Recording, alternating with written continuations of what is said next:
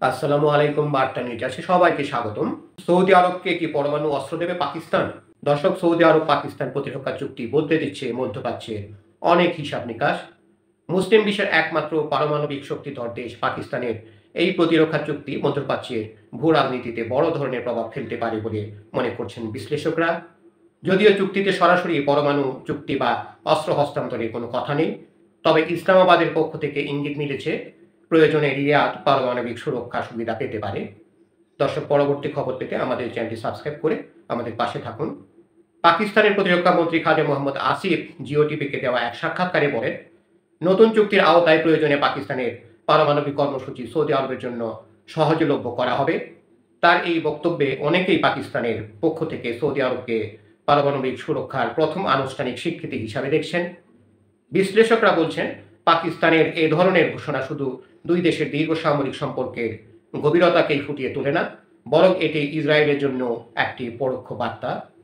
মধ্যপ্রাচ্যে দীর্ঘদিন ধরে ইসরায়েলকেই একমাত্র পারমাণবিক শক্তিধর দেশ হিসাবে বিবেচনা করা হয়। সম্প্রতি দোহায় ইসরায়েলি হামলায় 6 হামাস নেতা নিহত হওয়ার পর উপসাগরীয় আরব রাষ্ট্রগুলোর নিরাপত্তা উদ্বেগে নতুন মাত্রা পেয়েছে। চুক্তিতে বলা হয়েছে, এক দেশের উপর হামলা হলে তা অপর দেশের উপর হামলা হিসাবে গণ্য হবে। তবে প্রতিরক্ষা মন্ত্রী আসিফ স্পষ্ট করেছেন, এখানে কোনো নির্দিষ্ট দেশের নাম উল্লেখ করা হয়নি। তার ভাষায় এটি পারস্পরিক সুরক্ষার নিশ্চয়তা। যদি কোনো দিক থেকে আগ্রাসন হয়, তবে সম্মিলিতভাবে প্রতিরোধ গড়ে তোলা হবে। আন্তর্জাতিক পরমাণু শক্তি সংস্থার পর্যবেক্ষণ চুক্তিতে দুই দেশই স্বাক্ষর করেছে। তবে পাকিস্তানি মন্ত্রীর বক্তব্যের বিষয়ে IAEA কোনো মন্তব্য করেনি। আসিফ সাক্ষাৎকারে ইসরায়েলের অপ্রকাশিত পারমাণবিক কর্মসূচির সমালোচনা করেন এবং বলেন, দেশটি IAEA কে পূর্ণাঙ্গ তথ্য জানায় না। ইসরায়েলও এখনও এই বিষয়ে আনুষ্ঠানিক প্রতিক্রিয়া জানায়নি। চুক্তি স্বাক্ষরের এক সপ্তাহ আগে দোহায় হামাস নেতাদের উপর ইসরায়েলি হামলা হয়। এরপর থেকেই উপসাগরীয় দেশগুলো নিজেদের প্রতিরক্ষা জোরদারের নতুন করে উদ্যোগী হয়েছে।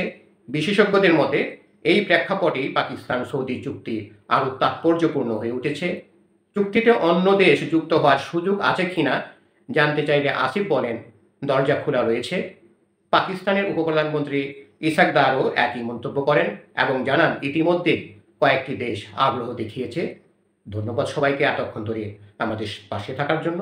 পরবর্তী সংবাদ পেতে আমাদের চ্যানেলটি সাবস্ক্রাইব করে আমাদের সঙ্গেই থাকুন।